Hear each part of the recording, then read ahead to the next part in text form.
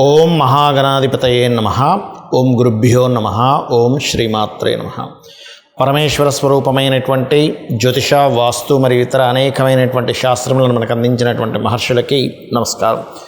హయగ్రీవ హయగ్రీవ హయగ్రీవేతియో వధేత్తస్య నిస్సరతే వాణి జహ్నుకన్యా ప్రవాహవత్. అరుణాం కరుణాతరంగితాక్షీం ధృతపాశాంకుశపుష్పభానచాపాం అనిమాదిభిరావృతాం మయూకైః అహమిత్యేవ విభావయే భవానీం. శ్రీమాత్రే నమః. ప్రేక్షకులకి ఆ లలితాంబిక అమ్మవారి యొక్క అనుగ్రహం పరిపూర్ణంగా కలగాలని మనస్ఫూర్తిగా కోరుకుంటూ మనం ఈరోజు చెప్పుకోబోయేటువంటి టాపిక్ ఏమిటి అంటే, అసలు ధన సంబంధించిన సమస్య ఎందుకు వస్తుంది, బ్యాంక్ బ్యాలెన్స్ ఎందుకు ఉండదు, నిలువధనం ఎందుకు ఉండదు, 4 రూపాయల జేబులో ఎప్పుడు ఉండకపోవడానికి కారణం ఏంటి, డబ్బులకి ఎందుకు ఇబ్బంది పడుతూ ఉంటాం, ఒక్కొక్క లగ్నం తెలియని వారి రాశి నుంచి నేను చెప్పేటువంటిది పాటించినట్లయితే ఖచ్చితంగా బాగుంటుంది. అదేవిధంగా మరి date of birth, time of birth కూడా లేని వారు చేసుకోవాల్సినటువంటి ముఖ్యమైనటువంటి పరిహారాలు ఏమిటి, మంత్రం ఏమిటి అనేటువంటిది స్పష్టంగా చెప్తాను. ఇవి పాటించినట్లయితే ఖచ్చితంగా ఇవి పాటించిన రోజు నుంచి స్లోగా రోజులు నెలలు గడుస్తున్న కొద్దీ 100% మీకు ధనాభివృద్ధి కలుగుతుంది. ఇది గుర్తుపెట్టుకోండి. అదేవిధంగా వాస్తుపరంగా కూడా తీసుకోవాల్సిన జాగ్రత్తలు కూడా చెప్తాను. కన్యాలగ్నము, కన్యారాశి, మీకు ధనాన్ని ఇచ్చేటువంటి కారకుడు శుక్రుడయ్యాడు.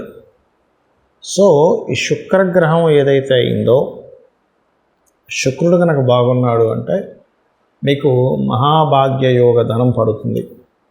శుక్రుడు ఏమాత్రం పాపగ్రహాలతో కనెక్ట్ అయ్యాడు, అది ధనాన్ని ఇవ్వదు, గుర్తుపెట్టుకోండి.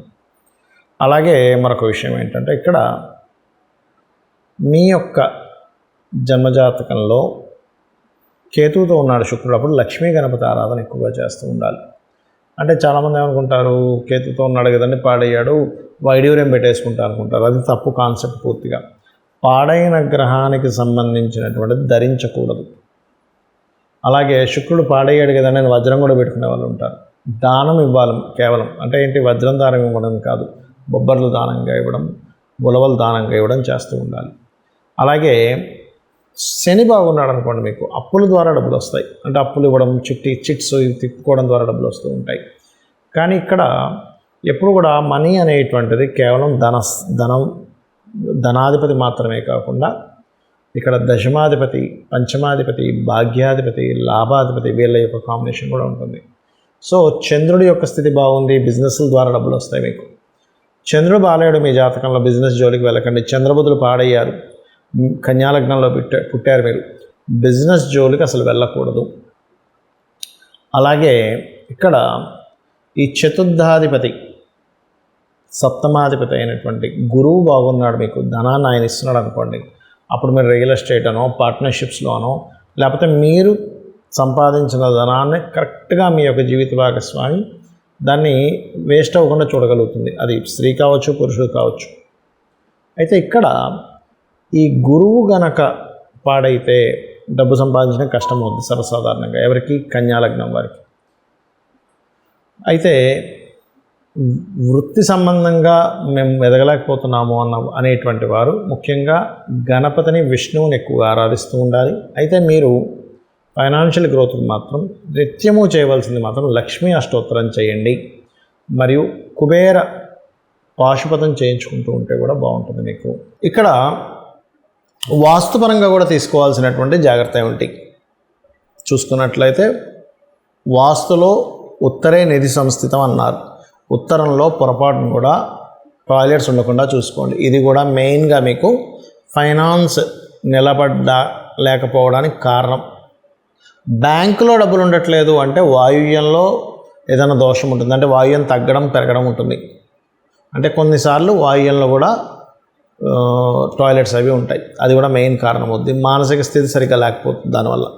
ఇక మనీయే ప్రొడ్యూస్ అవ్వటం లేదండి. అసలు ఉత్తరమేమో అవకాశాలు రావట్లేదు, వాయువ్యమేమో బ్యాంక్ బ్యాలెన్స్ ఉండట్లేదు, అసలు మనీ ప్రొడ్యూసే అవ్వట్లేదు.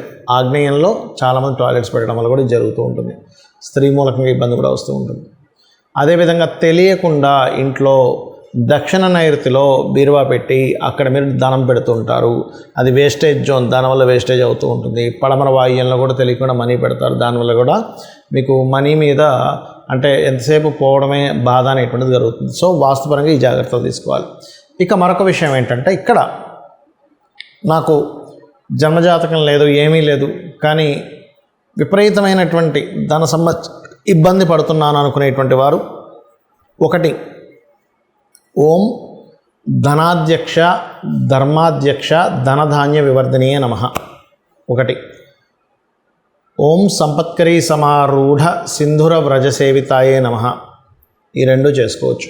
అలా కాదు, ఫైనాన్స్ వల్లే నాకు గొడవలు ఎక్కువగా అవుతున్నాయి, ఆ గొడవలు తగ్గాలి, ఫైనాన్స్ రావాలి. కొంతమంది చూడండి, డబ్బులు ఎవరికో ఇచ్చారు, వాళ్ళ వల్లే బాగా గొడవలు అవుతూ ఉంటాయి. అలాంటప్పుడు 2 మంత్రాలు చేసుకోవాలి. అదేమిటి అంటే, ఓం నవవిద్రుమ బింబశ్రీ న్యక్కారి రతనచ్చదాయే నమః, గుర్తుపెట్టుకోండి. అదేవిధంగా ఓం అపర్ణాయే నమః చేసుకుంటే అప్పులు కూడా తగ్గుతాయి. అయితే మనకి చూడండి, కొన్ని మనకి వీడియోలో చెప్తూ ఉంటారు, చాగంటి వారు కానీ సామవేదం వారు కానీ మనకు వీడియోలో వస్తుంటాయి, లక్ష్మీ స్థానాలు ఇవి లక్ష్మీ స్థానాలు. అవేమిటి అసలు? ఆ లక్ష్మీ స్థానాలు అయితే వాటిని ఏం చేసుకోవాలో చెప్తాను నేను మీకు. ఫస్ట్ ఒకటి ఆవు వెనుక భాగము అంటూ ఉంటారు. అంటే ఆవు వెనక భాగం అంటే ఏం చేయాలండి? లక్ష్మీ స్థానం అంటే ఆవు వెనక భాగాన్ని దండం పెట్టుకోవాలి, నమస్కరించుకోవాలి. ఇలాగా ముందు భాగాన్ని నమస్కరించుకోకూడదు, ఆవు వెనక భాగాన్ని నమస్కరించుకుంటే లక్ష్మీ అభివృద్ధి వస్తుంది. ఎందుకు అంటే, గోవు దగ్గరికి లక్ష్మీదేవి వెళ్ళినప్పుడు గోవు ఇచ్చినటువంటి స్థానం అది, అందుకే ఆవు వెనక భాగంలో లక్ష్మీ స్థానము, ఆవు యొక్క మయంలో కూడా లక్ష్మి ఉంటుంది అంటారు. రైట్. ఇక రెండవది ఏంటి? ఏనుగు కుంభస్థలము అంటూ ఉంటారు. ఏనుగు కుంభస్థలంలో ఉంటే ఏమిటండి అంటే, ఏనుగు కుంభస్థలాన్ని కూడా దండం పెట్టుకోవాలి, అది లక్ష్మీ స్థానం. అంటే ఏమిటి? ఇవన్నీ ఇంద్రుడికి సంబంధించినటువంటిది. ఇంద్రుడు ఏనుగు ఐరావతం అంటారు, మీకు తెలుసు కదా, అందుకే ఇంద్రుడు ఐరావతం మీద తిరగడం అది జరుగుతూ ఉంటుంది. అదేవిధంగా మారేడు దళం, మరి మారేడు దళం అంటారు కదండి, లక్ష్మీ స్థానం అంటుంటారు కదా, మారేడు దళంలో ఉంటుంది అంటారు కదా. ఏం చేయాలి అంటే, మారేడు దళంతో ఈశ్వరుణ్ణి కనుక పూజించినట్లయితే లక్ష్మీ సిద్ధిస్తుంది. వెంటనే ఏమంటారంటే చాలామంది, ఏమండి మాకు తెలిసిన వాళ్ళు చాలామంది చేస్తున్నారు, కానీ వాళ్ళు ఏం పెద్దగా కోటీశ్వరులు అవ్వలేదండి అని వెంటనే చెప్తూ ఉంటారు. కానీ ఇక్కడ ఏమిటంటే, లక్ష్మి అంటే కేవలం నోట్ల కట్టలు మాత్రమే కాదు అనే విషయాన్ని మనం అర్థం చేసుకోవాలి. సంతాన లక్ష్మి, మంచి సంతానం ఉంటే అది లక్ష్మి, సౌభాగ్యలక్ష్మి, ధనలక్ష్మి, ధాన్యలక్ష్మి, విద్యాలక్ష్మి. అంటే ఏమిటి? మీకు మంచి విద్య ఉంది, అది కూడా లక్ష్మే. మంచి ధాన్యం ఉంది, లక్ష్మియే. ఆరోగ్యం ఉంది, అది కూడా లక్ష్మియే. అసలు లక్ష్మి అంటే అర్థం ఏమిటంటే గుర్తింపు. మీలో ఉన్నటువంటి టాలెంట్ మీరు గుర్తించి దాన్ని అభివృద్ధి చేసుకుంటే అదే లక్ష్మి. గుర్తుపెట్టుకోండి, మనలో ఉన్న టాలెంట్ మనం ఫస్ట్ గుర్తించాలి. లక్ష్మి నా రూపంలో ఏ రూపంలో ఉంది నా దగ్గర, ఆ రూపాన్ని గుర్తించడమే లక్ష్మి. రైట్. అదేవిధంగా పద్మంలో లక్ష్మి ఉంటుందంటారంటే ఏం చేస్తారు అంటే, పద్మాలతో లక్ష్మీదేవిని అష్టోత్తరం చేస్తూ పూజిస్తే లక్ష్మీ అభివృద్ధి. పద్మాలతో హోమం కూడా చేస్తారు. పద్మముకు ఉన్నటువంటి స్థితి ఏమిటి మనం అర్థం చేసుకోవాలి. ఎందుకు పద్మానికి? పద్మం వాటర్లో ఉంటుంది, బయటికి చక్కగా విచ్చుకొని ఉంటుంది. కిందని చూస్తే, దాని కాడ కింద చూస్తే మొత్తం అక్కడంతా నాచు బురద ఉంటుంది. అంటే ఏమిటి? ఇక్కడ మనం అర్థం చేసుకోవాల్సింది ఏమిటి? నువ్వు నీ చుట్టూ ఉండేటువంటి పరిసరాలన్నీ ఎలాగున్నా సరే నీ యొక్క బుద్ధిని వికసించుకున్నట్లయితే, ఇది వికసించుకోవడం ఇలా వికసించుకొని ఉంటుంది. నువ్వు ఎక్కడున్నా సరే నీ బుద్ధి వికసించుకున్నట్లయితే లక్ష్మి వచ్చి అక్కడ కూర్చుంటుంది అని దాని అర్థం పద్మం అనేటువంటిది. అలాగే ఐదవది శ్రీ పాపిట అంటూ ఉంటారు. అంటే ఈ భాగం లలితా సహస్రనామాల్లో ఒక నామం ఉంటుంది, శృతి సీమంత సింధూరి అనేటువంటి ఒక నామం ఉంటుంది. అంటే ఏమిటి? అమ్మవారి యొక్క సంబంధించిన లలితా సహస్రనామాల్లో అమ్మవారి పాదధూలికి సంబంధించిన ఈ పాపిడికి సంబంధించిన నామం అది. అంటే ఇక్కడ మనకి లలిత సహస్రనామాల్లో మరో నామం కూడా ఉంటుంది, సహస్రారాంబుజారూఢ సుధా సారాభివర్షిణి అని. అంటే ఏమిటి? సహస్రారంలో కూర్చొని అమ్మవారు సుధాసార వర్షాన్ని కురిపిస్తుంది. అంటే ఇక్కడ ఉన్నటువంటి అమ్మవారు ఇక్కడ ఉందంటే దాని పాదాలు ఎక్కడ ఉంటాయి? ఇక్కడ ఉంటాయి. అందుకని అక్కడ మనం స్త్రీలు సింధూరం పెడుతూ ఉంటారు. సింధూరం ధరించడం ద్వారా లక్ష్మీ అభివృద్ధి అవుతుంది అంటూ ఉంటారు. ఏమిటండి దానికి ఏమిటండి లక్ష్మీ అభివృద్ధి అవ్వడము అంటే, లక్ష్మి అంటే ఆరోగ్యం అని కూడా మనం చెప్పుకున్నాం.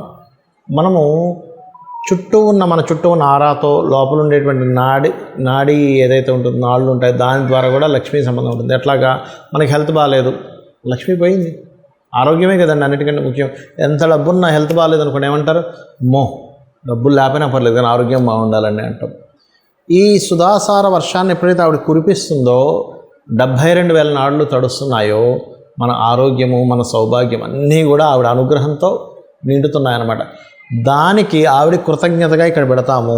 ఇక్కడ ఎప్పుడైతే ప్రెస్ చేస్తుంటారో కొన్ని మనకి సనాతన ధర్మంలో ఏంటంటే ఇది థర్డ్ ఐ అంటారు, ఇక్కడ ఆజ్ఞాచక్రం ఉంటుందంటారు. అలాగే ఇక్కడ సహస్రారం సంబంధించినటువంటిది ఉంటుంది. కాబట్టి ఇక్కడ ఇలా ఎప్పుడైతే సింధూరంతో చేస్తుంటామో ఇలాగా స్త్రీలకి ప్రత్యేకంగా పాపిటి మధ్యలో, అది గొప్ప యోగంగా మారుతుంది. అదే కాకుండా భర్త ఆయుష్ని పెంచుతూ ఉంటుందని చెప్తూ ఉంటారు. భర్త కూడా లక్ష్మీ కదండి, వాళ్ళకి భార్యకి భర్త లక్ష్మి, భర్తకి భార్య లక్ష్మీ స్వరూపము. అంటే లక్ష్మి అంటే ఇక్కడ కేవలం డబ్బులో ఒక స్త్రీమూర్తిలో చూడడం కాదు, క్షేమం కలిగించేది, గుర్తింపునిచ్చేది లక్ష్మి అని అర్థం. ఒక గుర్తింపు స్త్రీకి కానీ పురుషుడికి కానీ వాళ్ళ పార్ట్నర్ ఒక గుర్తింపు. ఈ రకంగా ఇవి చేసుకుంటూ నేను చెప్పినటువంటిది ఒక్కొక్క లగ్నానికి ఏదైతే చెప్పానో ఇవి చేస్తూ మీరు లక్ష్మీ అనుగ్రహం పరిపూర్ణంగా పొందాలని మనస్ఫూర్తిగా కోరుకుంటూ శ్రీమాత్రే నమః.